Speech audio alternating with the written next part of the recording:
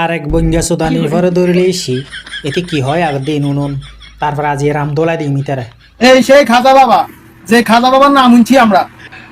কি রে ওডু তুই হারালো এর টোল করতে এসছিস যে তুই জু করবি না আলার ফইব হন তুই চিনিস না রে তুই আগে যাচাই করবি যাইবা হন যাচাই নকরি কিনলে এসে যেটা হতা হয়ে পেলে টোল করে পেলে সোয়ারা দাঁত বেগুন ফেলাই দিই মালার ফো মাজারে জিলাপি আর সিন্নি খাই আর হুতি বই খাইতে খাইতে শরীরে অবস্থা করছে কি, শরীরে অবস্থা করছে কি, শরীরে অবস্থা করছে কি, অবস্থা থাক। তুই আলার ফো হনদিন আনে সামনে যাই রে চাইস না তোর শরীর জ্ঞান হত্তর আর জনের শরীরের যে হতাহর ও বইঙ্গে তুই আগত দিয়ে আনা সামনে যাই রে নিজের শরীর না আগতি চা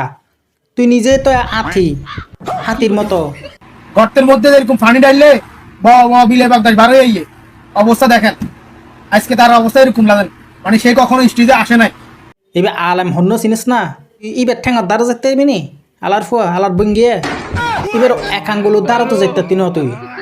তুই এবার টোল করে বেলা আইগিস গদি আর কি হলে দি তুই সিন্নি হতা হয়েছে না তোর উষ্টি নিয়ে যখন কি সিন্নি হাইয়া নাগর দিয়ে যা যাই আলার ফুয়া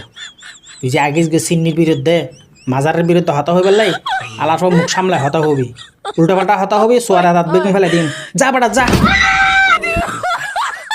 ইতারে বঙ্গি হইতে আবার তোর মনে থষ্ট নন্য এটা আর বোধ পরিচিত মানুষ আছে অনারা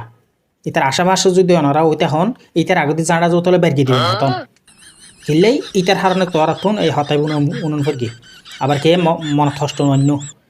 ইতার মতো কিছু মানুষের হারণেই হওয়া যাত দেয় আর বঙ্গি এন্ন হই বুঝছো না তো ইতে যে হতা হইয়ে যারা লইয়ের টোল করকি এটা তো বুঝানোর উচিত আছিল ইবে হারা লইয়ের টোল করার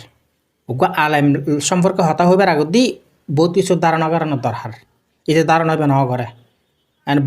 ফুট করি এরা এনে ক্যামেরা গো চালু করে দিই এনে ক্যামেরার সামনে দিয়ে এরা টোল করা শুরু করে দিয়ে